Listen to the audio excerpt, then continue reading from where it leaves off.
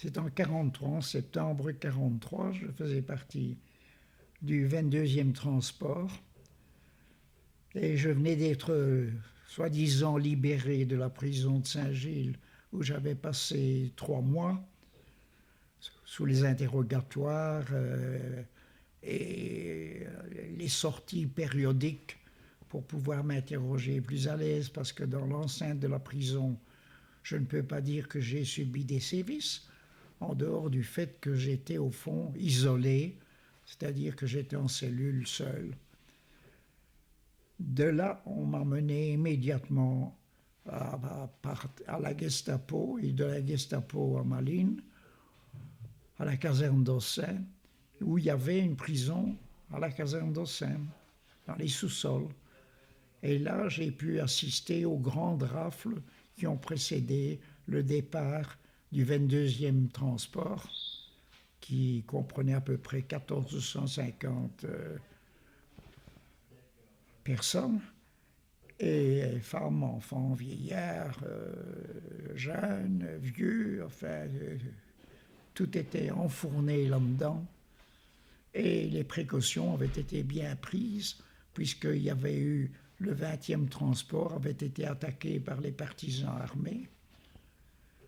Et j'avais d'ailleurs indirectement participé à cette action qui consistait en la libération de certains prisonniers qui avaient été hospitalisés à Tirlemont suite à la fusillade qui avait été engendrée à l'arrêt du train, quoi.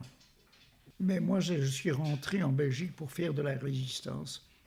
Puisqu'en 1940, j'étais parti rejoindre les forces belges en France.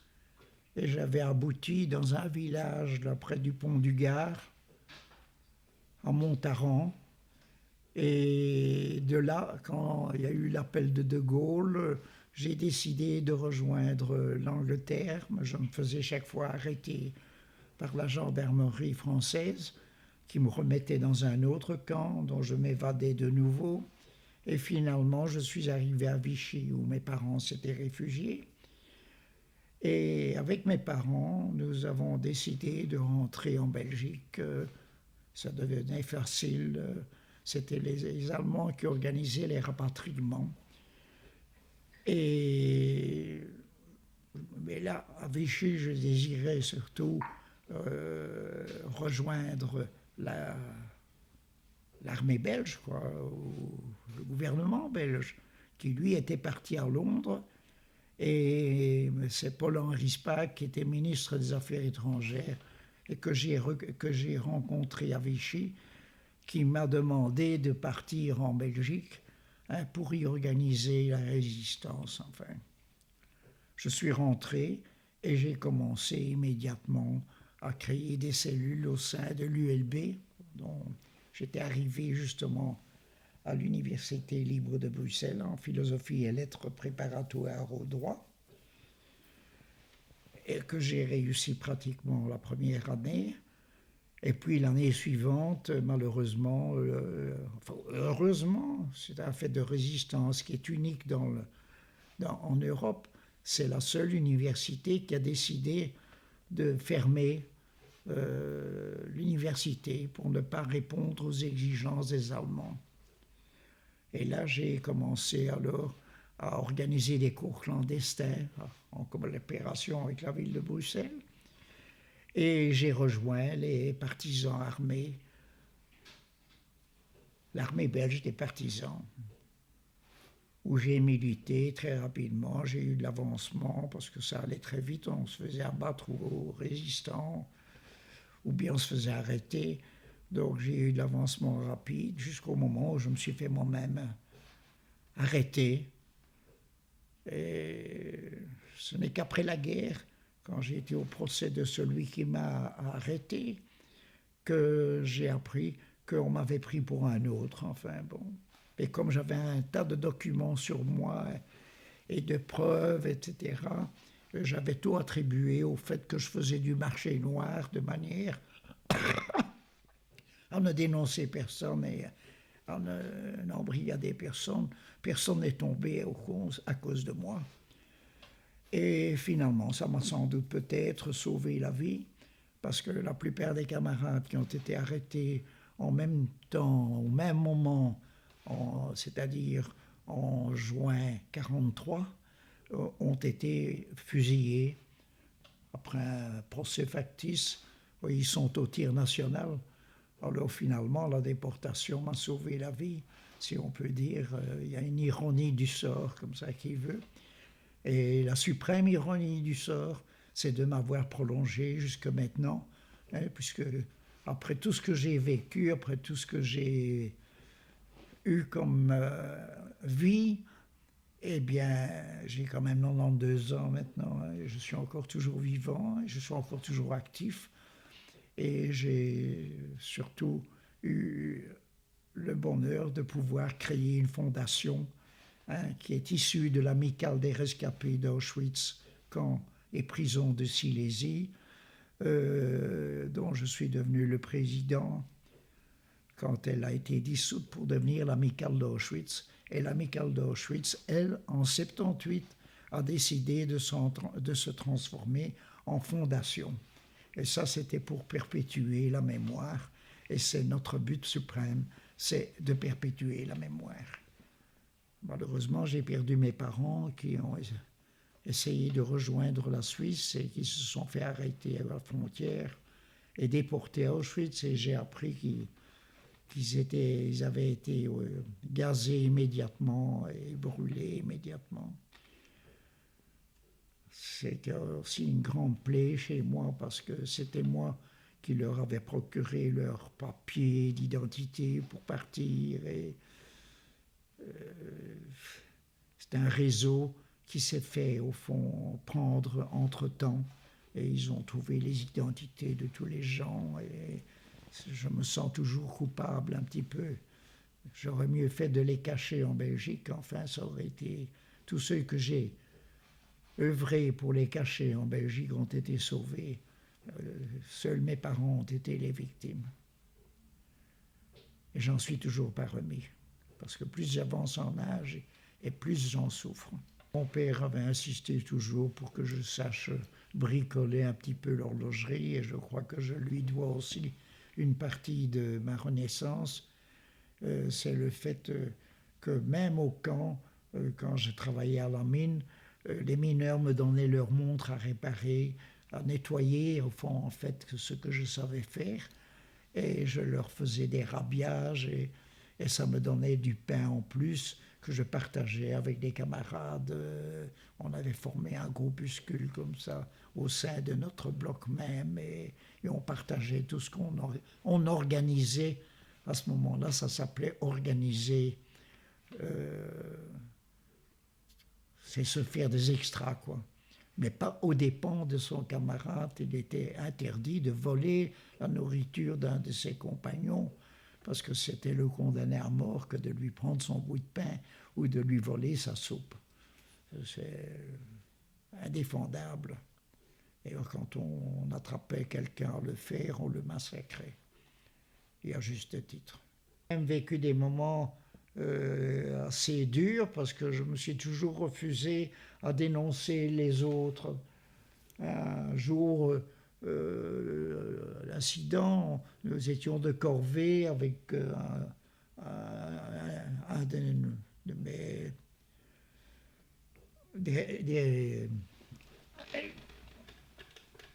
enfin avec un autre, on devait porter des pains du train qui nous amenait les pains à la cuisine. Et en cours de route, c'était du temps de l'arrivée des Hongrois, et un Hongrois qui s'est précipité, n'est-ce pas, et qui nous a volé un pain. Et le SS qui était dans le Mirador a assisté à la scène et il nous a mis en vue avec son fusil. Et il a demandé nos numéros à tous les deux. Et on a été convoqués, on a été condamnés à 25 coups de bâton sur le cul dénudé. Ça se faisait le dimanche en général. Tous les 15 jours, on avait un dimanche libre, donc on ne devait pas travailler. Et parce que ça travaillait, j'ai continué. C'était des équipes, il y avait 3 équipes. Il y avait l'équipe de nuit dont je faisais partie, l'équipe du matin et l'équipe de l'après-midi.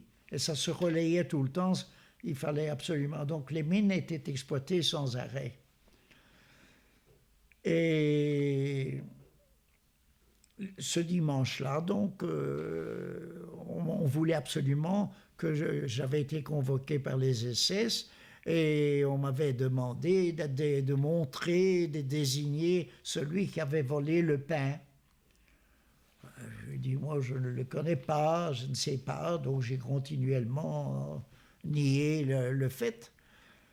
Et du coup, donc, j'ai ramassé ces 25 coups sur le cul.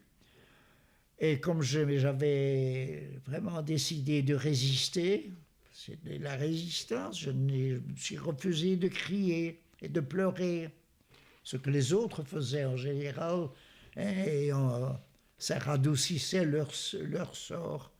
Et moi, du coup, on m'en a remis 25 de bons, puisque je n'avais pas l'air de vouloir me traîner à leurs pieds. Et alors j'ai été vraiment avec un cul comme ça. Mais ça, du coup, j'ai inspiré le respect à tous les rescapés, enfin à tous ceux qui étaient dans le camp. On m'a porté jusque sur mon chalet et on m'a soigné, on m'a mis à l'hôpital, etc. On m'a bien soigné.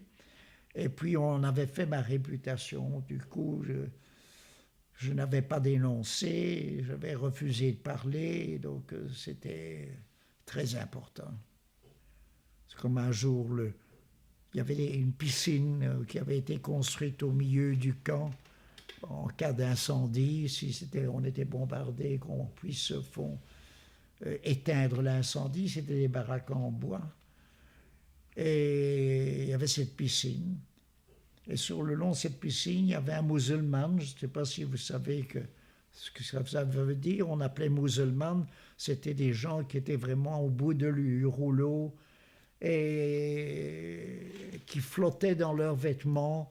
Et ça rappelait, je ne sais pas, on leur avait donné ce terme de musulman, un petit peu par analogie avec les robes que les Arabes portent.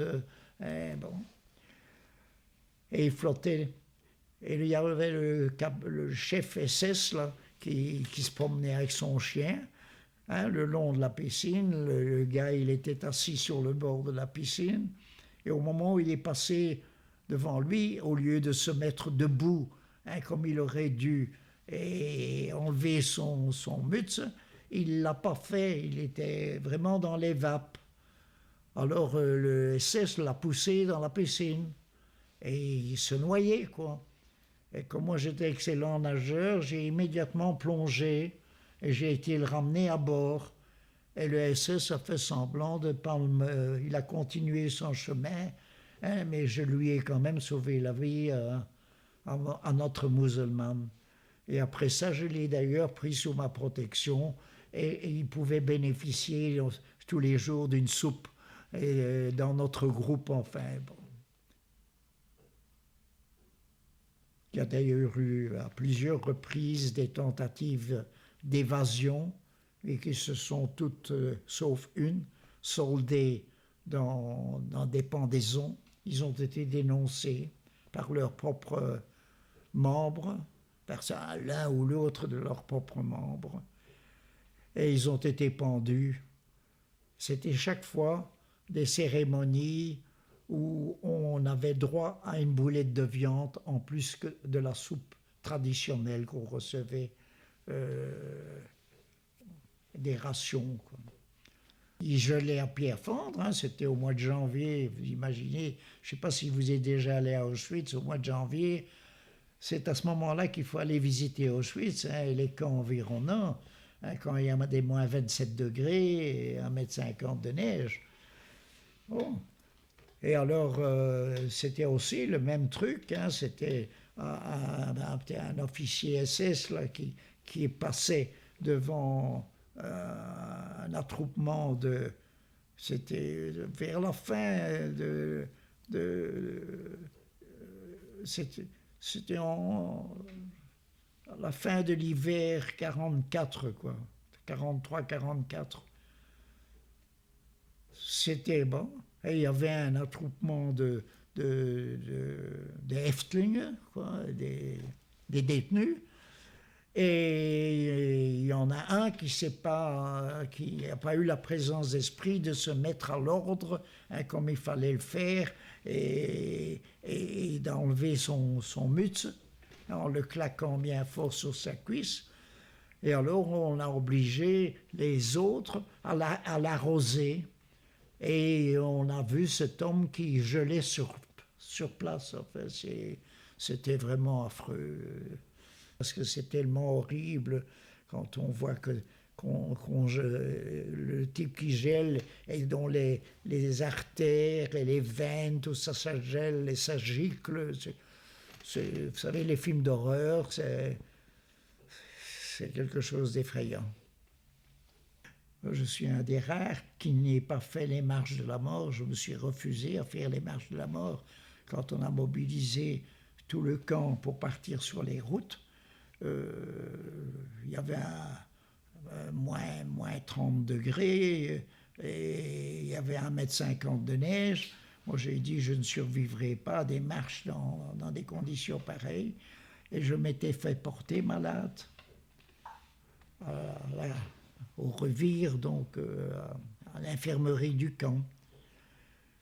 Et je suis resté donc dans ce camp pendant 8 jours. Nous avons été libres, nous avions quelques valides, il y avait à peu près 300 malades, des vrais malades, il y avait 2 médecins et il y avait une dizaine de gars qui avaient raisonné comme moi, qui s'étaient fait porter malades, hein, pour pouvoir ne pas échapper aux marches de la mort.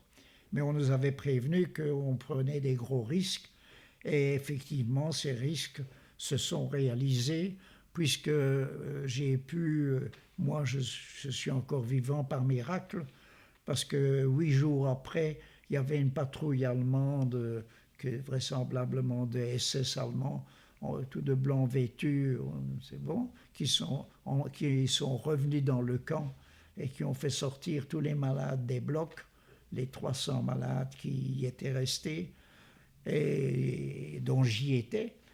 Et à ce moment-là, j'ai risqué le tout pour le tout. Je me suis retiré dans un des blocs, hein, parce qu'il y avait un peu quand même de va-et-vient, et j'ai pu creuser une galerie jusqu'à un mirador. J'ai grimpé dans le mirador et j'ai sauté à l'extérieur du camp. Et là, j'ai couru jusqu'à un petit point noir qui se trouvait dans le lointain. Et c'était un soldat italien qui m'a passé sa capote et qui m'a donné son calot de soldat et qui m'a mis une brouette de purin en main. Et il m'a fait signe de le suivre et il m'a conduit jusqu'à un bloc de travailleurs obligatoires français qui se trouvait là. Et j'ai été sauvé. Mais pendant que je m'échappais, j'entendais déjà les machines, les mitrailleuses qu'ils avaient fait mettre en place, et ils étaient occupés à liquider au fond tous ceux qui étaient restés dans le camp. De là, j'ai rejoint l'armée rouge qui défilait à 5 km plus loin. Je voulais absolument rejoindre les rangs de l'armée rouge. Je voulais leur expliquer que j'étais un partisan et que j'étais tout à fait disponible. Mais ils m'ont envoyé à la guerre et de toute façon, on ne se comprenait pas. C'était des Mongols, ils parlaient même pas le russe. Et moi, je ne connaissais pas le russe. Mais enfin, bon, ça n'aurait rien arrangé. Mais ils m'ont fait comprendre que Cracovie venait d'être libérée depuis 3 jours et que j'avais intérêt à aller à la Croix-Rouge de Cracovie. Et j'ai fait la marche à pied depuis Fürstengrube via Auschwitz. J'ai été jusqu'à Cracovie. J'ai mis à peu près 4-5 jours à marcher. La nuit, je l'ai passé dans les granges le long du trajet. Mais j'étais bien aidé par tous les soldats qui me donnaient à manger en cours de route et qui me nourrissaient, qui voyaient que je sortais d'un camp et qui m'ont beaucoup aidé. Et à Cracovie, là, pour la première fois dans ma vie, hein, je m'en étais bien gardé. Pendant toute ma captivité, j'avais attrapé des poux. Alors, j'étais à la Croix-Rouge. Alors, j'ai été me faire désinfecter par l'armée russe. Et j'ai appris qu'il y avait une mission de Gaulle à Lublin, qui était la capitale provisoire de la Pologne à cette époque-là. Et j'ai décidé de rejoindre Lublin. Et le commissaire soviétique m'avait fait un magnifique laissez-passer en russe, en polonais, en allemand, enfin toutes les langues avec des tas de cachets, ce qui m'a permis d'arrêter les camions qui rentraient du front à vide, hein, et qui retournaient chercher leur chargement. Et c'est comme ça que j'ai rejoint Lublin, avec un intermède d'ailleurs, parce qu'à mi-chemin, j'avais embarqué sur le camion en plein air, mais un camion, il y avait un officier russe qui m'avait pris sous sa protection. Et il s'avérait que j'étais un médecin et qu'il était aussi juif de Leningrad. Alors on pouvait correspondre ensemble parce que nous pouvions nous parler en yiddish, hein, et je lui expliquais tout ce que j'avais vécu et lui il m'a parlé de tout ce qu'eux ils ont vécu. Et à mi-chemin, je crois que c'était, je ne sais plus dans quelle ville, il a mobilisé un train qui partait vers Cracovie, vers Lublin, parce que lui bifurquait, il allait vers Leningrad, il retournait en permission à Leningrad, et on s'est abandonné à ce croisement, mais il avait veillé à ce que j'ai un moyen de transport jusqu'à Lublin. Il m'avait confié au machiniste du train de marchandises, hein, qui retournait à vide à Lublin pour faire un chargement pour aller au front. À Lublin, je suis arrivé, j'ai immédiatement été engagé par la Croix-Rouge internationale, hein, comme magasinier. Et bon, là, je me suis débrouillé, quoi. Ils avaient de la nourriture en abondance, puisque c'était moi qui organisais le classement des vivres dans les magasins, etc. Et je retournais dans une école qui avait été transformée en dortoir pour déportés et pour militaires aussi français qui étaient parqués dans cette immense école. Et c'est là qu'on a entendu le départ pour aller à Odessa. Nous sommes partis à Odessa alors avec un train. Et j'ai pu partir parce que j'ai déclaré que j'étais français, parce qu'ils ne voulaient pas des Belges. Alors quand j'ai appris qu'il fallait être français, je leur ai dit je suis français, et je leur ai donné l'adresse à Paris. J'avais un oncle à Paris dont je connaissais l'adresse, et je lui ai dit voilà, c'était mon adresse à Paris. Et ça a marché. Et j'ai pu partir comme ça. J'ai fait ça avec quelques camarades. Et nous sommes arrivés à Odessa, enfin, après une longue route, hein, où tout était rasé, les gens vivaient sous terre, on s'arrêtait dans les gares pour faire le plein, parce que c'était un train qui roulait au bois. Alors, il faisait le plein de bois dans les villages ou dans les petites villes qu'il y avait sur la route, mais toutes ces villes étaient rasées, donc les gens vivaient vraiment dans leur cave. Et on nous apportait à manger du chaud, c'était assez appréciable. Et alors le séjour à Odessa, ça c'était merveilleux. Enfin là, je suis d'ailleurs, sont les Russes qui nous ont... On était 58 prisonniers politiques, vraiment des prisonniers politiques, qui étions hébergés dans cette école. Et les Russes avaient exigé que nous échangions nos vêtements de bagnard contre des vêtements de l'armée rouge. Et c'est comme ça que je suis revenu en soldat soviétique. Je suis monté à bord du bateau où on avait un statut d'officier à bord. Et ça a été la plus belle croisière que j'ai jamais faite dans ma vie. C'était cette croisière. Malgré que toutes les heures, il y avait encore des alertes aux sous-marins et que... Enfin, c'était déjà des bons souvenirs, quoi. Je n'ai eu que des bons souvenirs depuis le moment de ma libération. Ça n'a été de bons souvenirs, de bons souvenirs, de bons souvenirs. Tout en ne faisant pas mon deuil de tous ceux que j'avais perdus, quoi. Nous avons fait cette croisière en une dizaine de jours, 8 ou 10 jours, je ne me rappelle plus, mais que j'avais grossi de 20 kilos pendant cette semaine que j'ai passé sur le bateau.